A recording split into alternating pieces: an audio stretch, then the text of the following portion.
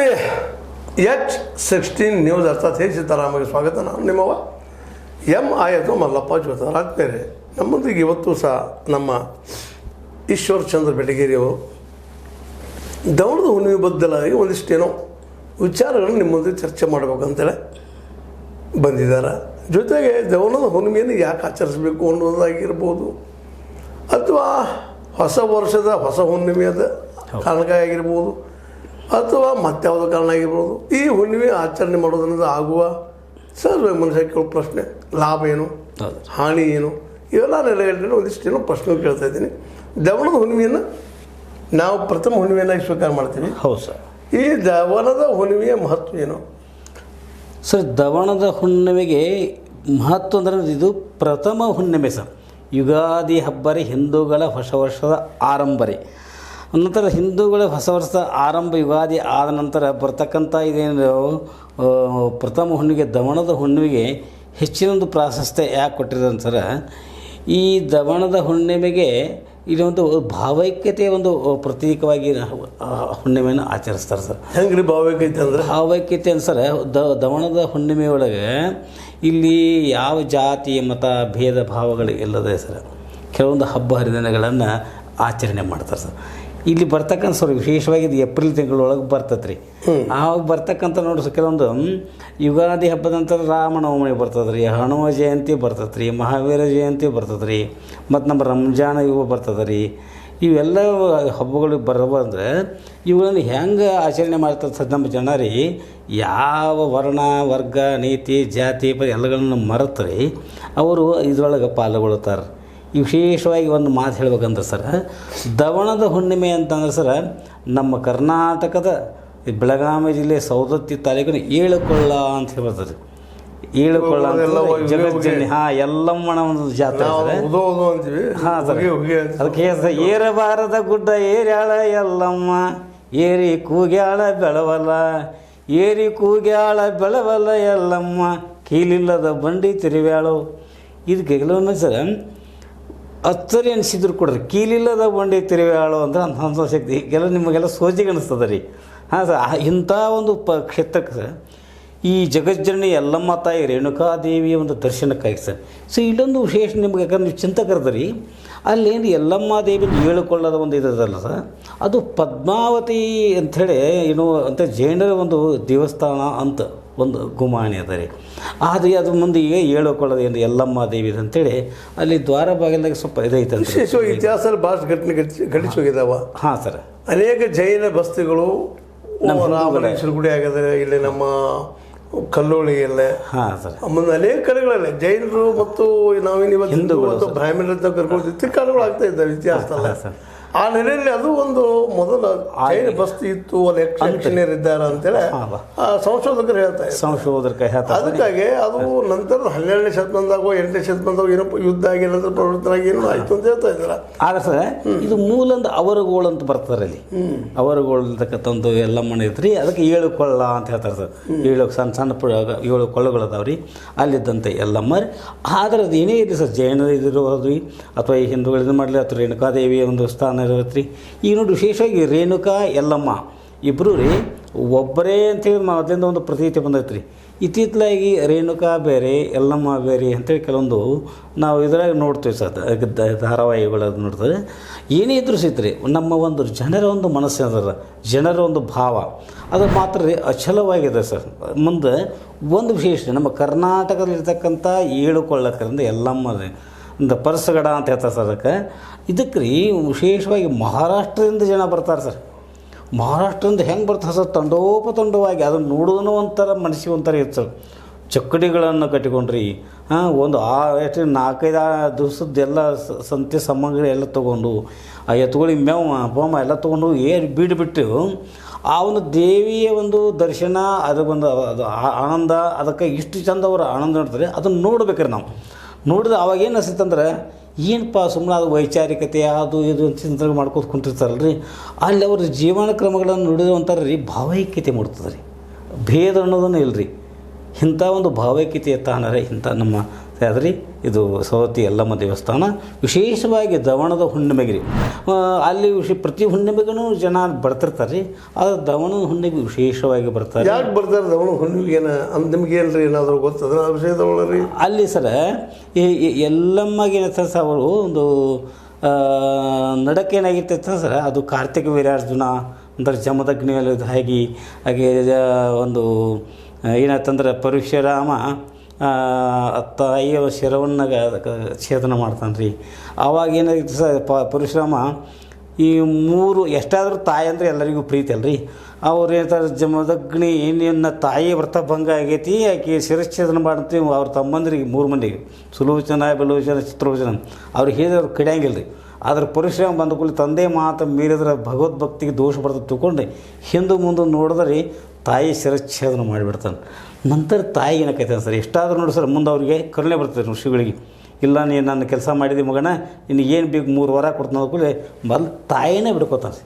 ಅವ್ನು ಸುಗದ ಏನಕ್ಕೈತೆ ಸರ್ ಬಜಾರಿ, ಅವ ತಾಯಿಯ ಶಿರಾಟ ಬಿಡ್ಕೊಂಡ್ಬಿಡ್ತಾನೆ ರೀ. ದಡ ಏನು ನೋಡ್ರಿ, ದಡ ಪೂಜೆ ಆಗೋದಿಲ್ಲ ಇಲ್ಲಿ, ಬರೀ ಶಿರಷ್ಟು ಎಲ್ಲ ಮುಂದೆ ಎಷ್ಟಷ್ಟ ಪೂಜೆ ಆಕೈತಿ, ತಳಗಿಂದೆಲ್ಲ ಆಗೋಲ್ಲ. ಹಿಂಗೆ ಮನುಷ್ಯ ರೀ ಒಂದೊಂದು ಇದ್ರಾಗ ರೀ ಅದರ ಒಮ್ಮೆ ಎದ್ದಾಗಿ ಬಿಡುತ್ತೆ ರೀ. ಅಂಥ ದೇವಿಯ ದರ್ಶನವನ್ನು ಮಾಡಿದ್ರೆ ಒಂಥರ ಪುಣ್ಯ ಪ್ರಾಪ್ತಿ ಅನ್ನುವಂಥ ಒಂದು ನಂಬಿಕೆ ರೀ ಇರೋದರಿಂದ ರೀ ಅಸಂಖ್ಯಾತ ಭಕ್ತರು ಹೋಗ್ತಾರೆ. ಪ್ರತಿ ಹುಣ್ಣಿಮೆಗಳು ಹೋಗ್ತಿರ್ತಾರೆ ರೀ. ಆ ದಮಣದ ಹುಣ್ಣಿಗೆ ವಿಶೇಷವಾಗಿ ಹೋಗ್ತಾರೆ ಸರ್. ಇದೇ ಹೇಳಿಲ್ಲ ಸರ್, ಇದೇ ಒಂದು ಹುಣ್ಣಿಮೆ ಸಂದರ್ಭದಲ್ಲಿ ಈ ಸಮಯದಲ್ಲಿ ಮತ್ತೆ ಅವು ಜಾತ್ರೆಗಳಾಗ್ತಾ ಇರ್ತಾವೆ. ಹಾಂ ಸರ್, ಇದೀಗ ನಾ ಹೇಳಿ ಈ ನಮ್ಮ ಯಲ್ಲಮ್ಮ ಕೀಲಿಲ್ಲದ ಬಂಡಿ ಹೊಡೆದ ಅಂತೇಳಿ ಹಂಗೆ ಸರ್, ಇಲ್ಲಿ ನಮ್ಮ ಗೋಕಾಕ ಅಂದ್ರೆ ತಾಲೂಕಿನ ಮೊದಲು ಈ ಎತ್ತರ ಸುಣದೋಳಿ ಅಂತ ಗ್ರಾಮ ರೀ. ಈ ಅದು ಮೂಡಲಗಿ ತಾಲೂಕಿನ ವ್ಯಾಪ್ತಿಯಲ್ಲಿ ಬರ್ತಕ್ಕಂಥ ಒಂದು ಸುಕ್ಷೇತ್ರ ರೀ. ಅಲ್ಲಿ ಜಡಸಿದ್ದೇಶ್ವರ ಅಂತ ಒಬ್ಬ ಯೋಗಿಯಾಗಿ ಸರ್, ಆ ಯೋಗಿಯ ಒಂದು ಚಿತ್ರವನ್ನು ನೋಡಿದ್ರೆ ಸರ್ ಒಂಥರ ರೀ ಜಟಾಧಾರಿಯಾಗಿ ಏನು ಸರ್, ಒಂದು ಘಟ್ಟಪ್ರಭೆಯಿಂದ ಇದೆ ದಂಡೆ ಒಳಗೆ. ಆವಾಗ ಅವ್ರು ತಪಶ್ಚರ್ಯ ಮಾಡಿದ್ದಾರೆ ಸರ್. ನಾ ಅಲ್ಲಿ ಗುಳಿಗೆ ಅವ್ರ ತಳಗೆ ಇರ್ತಕ್ಕಂಥ ಒಂದು ಇದು ಗದ್ದಿಗೆ ಅಂತಾರಲ್ಲ ರೀ, ಅಲ್ಲೆಲ್ಲ ಹೋಗಿ ನೋಡಿದ್ದೀನಿ ರೀ. ನನಗೊಂಥರ ಒಂಥರ ಭಕ್ತಿನೂ ಹುಡ್ತೈತಿ, ಭಯಾನೂ ಹುಡ್ತೈತಿ ರೀ. ಅಂಥ ಒಂದು ಇದು ಐತೆ ಸರ್. ಮನುಷ್ಯಾಗ ರೀ ಭಯಾನೂ ಇರಬೇಕು, ಭಕ್ತಿನೂ ಇರ್ಬೇಕು ಅನಿಸುತ್ತೆ. ಯಾಕಂತಂದ್ರೆ ಸರ್ ಯಾವುದೋ ಒಂದು ಇದ್ರೊಳಗೆ ನೋಡಿ ಒಂದು ಪಾಠ ಕಲಿಕೆ ಒಳಗೂ ಸಹಿತ ಭಯ ಭಕ್ತಿ ಇದ್ದರೆ ಶಿಕ್ಷಕನಂದರೆ ವಿದ್ಯಾರ್ಥಿ ಪಾಠ ಕಲಿತಾನೆ. ಹಂಗೆ ಅಲ್ಲಿ ಮಠದ ವಾತಾವರಣ ಹೋದ್ರೆ ಇಷ್ಟು ಚಂದ ಅದ ಸರ್. ಘಟ್ಟಪ್ರಭಾ ನದಿ ಹರಿತಾ ಇದೆ ರೀ. ಮೇಲೆ ಅದು ಯತೀಂದ್ರ ಒಂದು ಗುಹೆ ಐತ್ರಿ, ಅದು ಒಳಗಡೆ ಅವರು ತಪಶ್ಚರ್ಯ ಮಾಡಿದ್ದು. ಮತ್ತು ಈಗಲಾದರೂ ಕೂಡ ಸರ್ ದವಣದ ಹುಣ್ಣಿಮೆ ಏನು ಹಿಡ್ಕೊಂಡು ಒಂದು 5 ದಿವಸ ಜಾತ್ರೆ ಆಗ್ತದೆ ರೀ. ತೇರು ಐತೆ ಸರ್, ನಾನು ಪ್ರತ್ಯಕ್ಷ ನೋಡೀನಿ ರೀ. ಕೆಲವೊಮ್ಮೆ ನನಗೂ ಮೊದಲು ನಮ್ಗೆ ನಂಬಿಕೆ ಆಗತ್ತಿರ್ಕಿಲ್ಲ ರೀ. ಅದು ಹಗ್ಗವಿಲ್ಲದೆ ಎಳೆಯುವ ತೇರು ಅಂತೇಳಿ ನಾವು ಸುಮ್ಮನೆ 8 ವರ್ಷದಿಂದ ಸಂಯುಕ್ತ ಕರ್ನಾಟಕದಾಗ ಬರ್ತೀನಿ ರೀ. ಅದನ್ನು ಹಗ್ಗವಿಲ್ಲದೆ ಎಳೆಯುವ ತೇರು ಅದನ್ನ ನೋಡಿದಾಗ ಇಷ್ಟ ಆನಂದಕತ್ತ ಸರ್. ಜನ ಇರ್ತಾರೆ ರೀ, ತೇರದ ಸುತ್ತಮುತ್ತಲು ಜನ ಇರ್ತಾರೆ ರೀ, ಮಹಾತ್ಮರು ಅವರು ಇರ್ತಾರೆ. ಆದರೆ ಅಲ್ಲಿ ಮತ್ತೇನು ಸಮತಟ್ಟ ಅಂತ ನೆಲ ಅಂತೂ ಅಲ್ರದ ಏನು ಕಲ್ಪಾಲ ಬಿದ್ದಿರ್ತಾವೆ ಅಲ್ಲಿ ನೋಡಿದ್ರಿ. ಆದರೆ ಅಲ್ಲಿ ಏನಿರ್ತದೆ ಅದು ತೇರು ಎಳಿತದೆ ರೀ. ಬೆಸ್ಟ್ ಒಬ್ಬ ಹರಹರ ಮಹಾದೇವ್ ಅಂತೇಳಿ ಮುಟ್ಟಿದರೆ ಹರಹರ ಮಹಾದೇವ್ ನೀವು ತುಳಿದಿಲ್ಲ ಏನಲ್ಲ ರೀ. ಮತ್ತು ನೀವು ಬರೀ ಮುಟ್ಟಿದ್ರೆ ಸಾಕು ರೀ, ನೀವು ಪ್ರತ್ಯಕ್ಷವಾಗಿ ನೋಡ್ಬೋದು. ಅಂಥ ಒಂದು ಶಕ್ತಿ, ಅತೀಂದ್ರಿಯ ಶಕ್ತಿ ಒಂದು ಐತಿ ಅಂತ ಹೇಳ್ತಾರೆ. ನಮ್ಮ ಜನ ನಂಬ್ತಾರೆ, ನಾವು ನಂಬ್ತೇವೆ. ಮತ್ತು ಈಗಲಾದರೂ ಕೂಡ ಅಲ್ಲಿ ಕೆಲವೊಂದು ಪವಾಡಗಳು ನಡೀತಾ ಇದೆ ಸರ್. ಅಂಥ ಒಂದು ಸುಕ್ಷೇತ್ರ ನಮ್ಮ ಹೊಣದೋಳು. ಈಗ ಸಿದ್ಧರಿ ಶ್ರೀ ಮನ್ನಿರಂಜನ ಪ್ರಣವ ಸ್ವರೂಪಿ ಈ ನಮ್ಮ ಅಭಿನವ ಶಿವಾನಂದ ಮಹಾಸ್ವಾಮಿಗಳು ಪೀಠಾಧಿಪತಿಗಳದಾರ ರೀ. ಅವರು ಇದರ ಜೊತೆಗೇ ಏನು ಮಾಡ್ತಾರೆ, ಕೆಲವೊಂದು ಸಾಮಾಜಿಕ ಕಾರ್ಯಗಳನ್ನು ರೀ ಮತ್ತು ಶೈಕ್ಷಣಿಕ ಕಾರ್ಯಗಳನ್ನು, ಮುಂದೆ ಈ ಮೂಢನಂಬಿಕೆಗಳನ್ನು ಹೋಗಲಾಡಿಸುವಂಥ ಕಾರ್ಯಗಳನ್ನು ಇಂಥವ್ರು ಮಾಡಿ ಅವರು ಒಂದು ಪ್ರಖ್ಯಾತಿ ಅಂದ್ರೆ ರೀ. ಅವ್ರಿಗೆ ಆದರೂ ಸಹಿತ ಜನಮಾನಸಕ್ಕೆ ಒಳ್ಳೆಯದನ್ನು ಮಾಡುವಂಥ ಒಂದು ಪ್ರವೃತ್ತಿ ರೀ. ಹೀಗಾಗಿ ಅಲ್ಲೂ ಸಹಿತ ರೀ ಜಾತ್ರೆಗೆ ಭಾಳ ಜನ ಕೊಡ್ತಾರೆ ರೀ. ಇದನ್ನು ನೋಡ್ಲಿಕ್ಕಂತೇಳಿ ಬರ್ತಾರೆ ರೀ ಕೆಲವೊಂದು. ಅದು ಹೆಂಗೆ ಅಂತೇಳಿ ಇದಕ್ಕೆ ನಿಮ್ಗೆ ಅನಿಸ್ತದೆ ನೋಡಿ. ನನಗೇನು ಅನಿಸೋದಲ್ಲ, ನನಗೆ ಅನಿಸೋದು ಮುಖ್ಯವಾಗಿ ಯಾಕಂದ್ರೆ ಚಿಂತಕರು ನೀವು ಚಿಂತಕರು ಮನುಷ್ಯನ ಬಿಟ್ಟು ನೋಡೋದಿಲ್ಲ. ಅವನು ಮಾಂಸ ಮಜ್ಜೆಗಳಿಂದ ತಯಾರಾದಂಥ ವ್ಯಕ್ತಿ ಇರ್ತಾನೆ. ಅದರಿಂದ ಹೊರಗೆ ಬರುವಂಥದ್ದು ಅಷ್ಟು ಸುಲಭದ ಕೆಲಸ ಅಲ್ಲ. ಆ ಮತ್ತೆ ಆದರೆ ಹಗ್ಗಿಲ್ಲದೆ ಎಳೆಯುವಂಥದ್ದನ್ನು ನೀವು ಹೇಳಿದಿರಿ, ಈ ಒಂದು ಪವಾಡ ಆಗ್ತದೆ ನೋಡ್ಬೋದು ಸರ್. ಅದಕ್ಕೆ ಅದನ್ನು ಇನ್ನು ವೈಚಾರಿಕರು ಅದು ಮತ್ತೆ ಚಿಂತಕರು ವಿಜ್ಞಾನಿಗಳು ಅದನ್ನು ಪರೀಕ್ಷೆ ಮಾಡುವಂಥ ಕಾಲ ಬರ್ಬೋದು. ಈ Newton's laws of motion sir, unless there is no force ರೀ, ಯಾವುದೊಂದು ನಿಶ್ಚಲ ಸ್ಥಿತಿಯಲ್ಲಿರ್ತಕ್ಕಂಥ ವಸ್ತು ಚಲಿಸಲಾರದು, ಅದರ ಚಲನೆಯಲ್ಲಿ ಸಿದ್ಧ ಆದದ್ದು. ಹಾಂ ಮತ್ತು Newton loss of motion first name ಅದ ರೀ. ಆದ್ರೆ ರೀ ಆ ಲಾ ಮೀರಿ ಹೋಗುವಂಥ ಈ ಲಾ ಯಾವುದು? ಹಾಂ ಅದು ನಮಗೆ ಗೊತ್ತಾಗ್ತಾ ಇಲ್ಲ ನೋಡ್ರಿ. ಯಾಕಂದ್ರೆ ಅದು ಇನ್ನೂ ವಿಶೇಷ ಇದು ವಿಶೇಷವಾಗಿ ವಿಜ್ಞಾನಿಗಳಿಗೆ ಸಂಬಂಧಿಸಿದ್ದು, ವೈಚಾರಿಕ ಸಂಬಂಧಿಸಿದ್ದು. ಆ ದಿಶೆಯಲ್ಲಿ ಒಂದಿಷ್ಟು ಏನಪ್ಪ ಅಂದ್ರೆ ವಿಜ್ಞಾನಿಗಳು ಅದನ್ನು ಪರೀಕ್ಷೆ ಮಾಡುವಂಥದ್ದು ದಿನ ಬರಲಿ ಮಾಡಿದಾರೆ. ಅದಕ್ಕೆ ಮಾಡಿದಾರ ಅನ್ನೋಕ್ಕಿಂತಲೂ ಮತ್ತು ಬರಲಿ, ಮತ್ತು ಪರೀಕ್ಷೆ ಆಗ್ತಾ ಇರಲಿ. ಯಾಕಪ್ಪ ಅಂತಂದ್ರೆ ಯಾಕೆ ಹೇಳ್ತಾ ಇದ್ದೀವಿ ಅಂತಂದ್ರೆ ನಾವಿಲ್ಲಿ ಹೇಳ್ತಾ ಇರೋದು ಇಲ್ಲೇ ಅಲ್ಲಿ ಪವಾಡ ನಡೀತಿರುವುದಿಲ್ಲ ಅಂತ ನಾವು ಹೇಳೋದಿಲ್ಲ. ಪ್ರತ್ಯಕ್ಷ ನೋಡ್ಬೋದು, ಪ್ರತ್ಯಕ್ಷ ನೀವು ನೋಡ್ರಿ ಅಂತ ಹೇಳ್ತಾ ಇದ್ದೀರಿ. ಆ ಮಾತು ಕರೆ ಸುಳ್ಳೇನಲ್ಲ.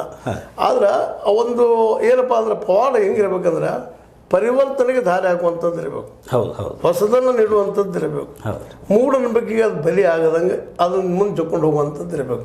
ಇದ್ರ ಮೇಲೆ ಭಾಳಷ್ಟು ಜನ ಧರ್ಮದ ಹೆಸರಿನ ಮೇಲೆ ದಂಧೆ ಮಾಡುವಂಥ ಜನ ಕೂಡಿದ್ದಾರೆ.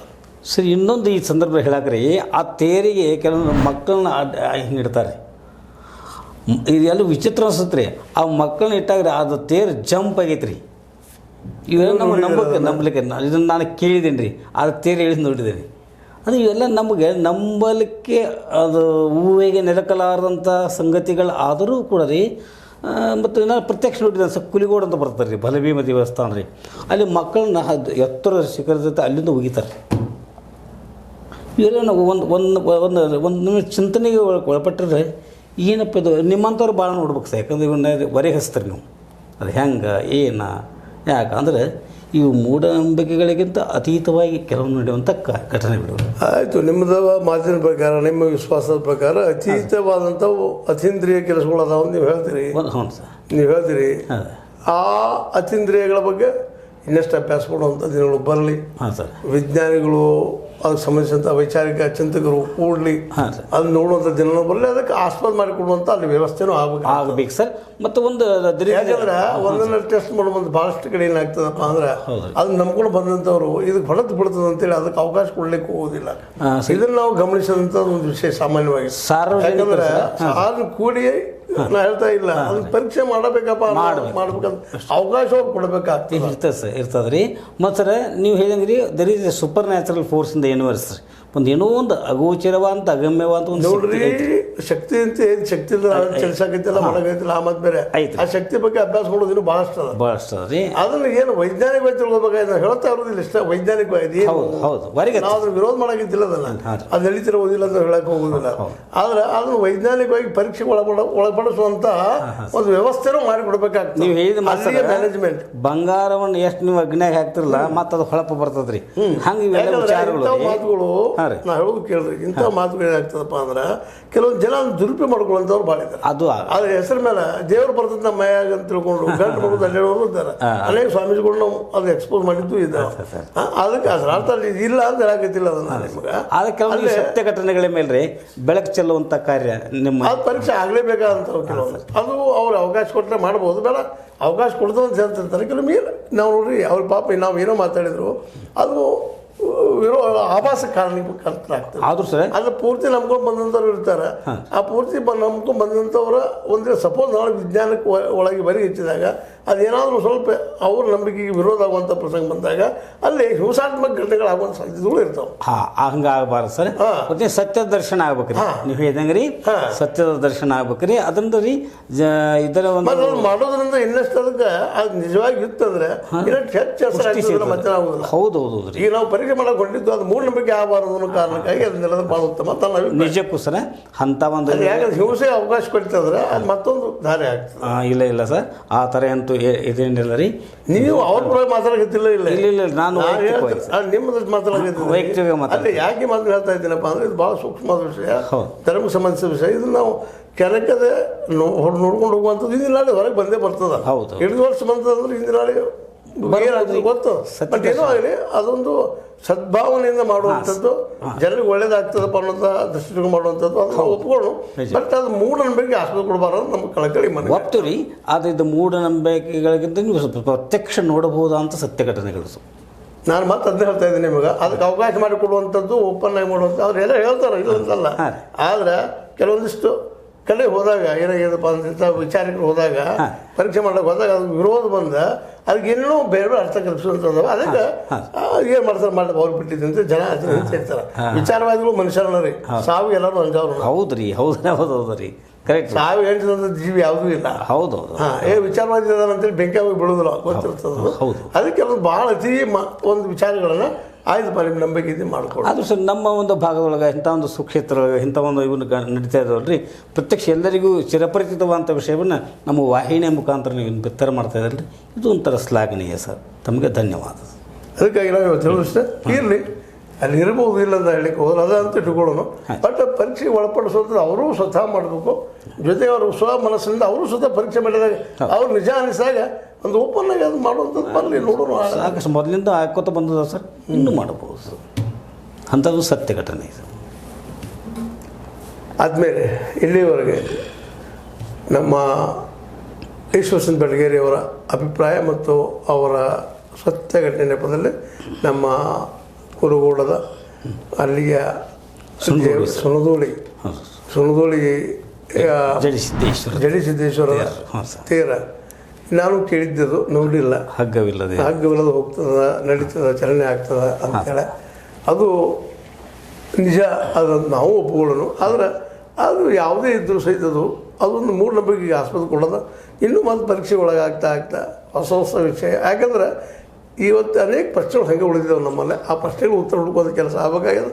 ಅದಕ್ಕೆ ವಿಚಾರವಂತರು ವಿಜ್ಞಾನಿಗಳು ಆ ದಿಶೆಯಲ್ಲಿ ಬಂದರೆ ಅವ್ರು ಬರುತ್ತಾನಂದ್ರೆ ಅದಕ್ಕೆ ಅಲ್ಲಿ ಸ್ವಾಮೀಜಿಯವರು ಆಸ್ಪದ ಮಾಡಿಕೊಟ್ರೆ ಅದ್ರ ಬಗ್ಗೆ ಏನಾದರೂ ನೋಡ್ಬೋದು ವಿನ ಅದು ನಂತರದ ಮಾತು. ಹೌದು. ಯಾಕಂದರೆ ಅವ್ರ ನಂಬಿಕೆ ನಾವು ಇಲ್ಲಿ ಕದಲಕ್ಕೆ ಹೋಗ್ತಾ ಇಲ್ಲ, ಅದಕ್ಕೆ ನಾವು ಟೀಕೆನೂ ಅಂತ ಇಲ್ಲ, ಅದು ತಪ್ಪು ಅಂತ ಹೇಳ್ತಾ ಇಲ್ಲ.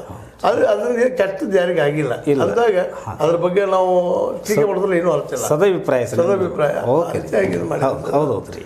ಇಲ್ಲಿ ನೀವು ಕೇಳಿದ್ರಿ ದವಣಧ್ವನಿ ಬದಲಾಗಿ ಮತ್ತು ಹಗ್ಗವಿಲ್ಲದೆ ಬದಲಾಗಿ ಇದ್ರ ಬಗ್ಗೆ ಎಲ್ಲಮ್ಮ ದೇವಿ ಬದಲಾಗಿ ಕೇಳಿದ್ರಿ. ಇವೆಲ್ಲಗಳು ನಾವು ನಂಬ್ಕೊಂಡು ಬಂದಂಥ ಒಂದು ನಂಬಿಕೆಗಳು.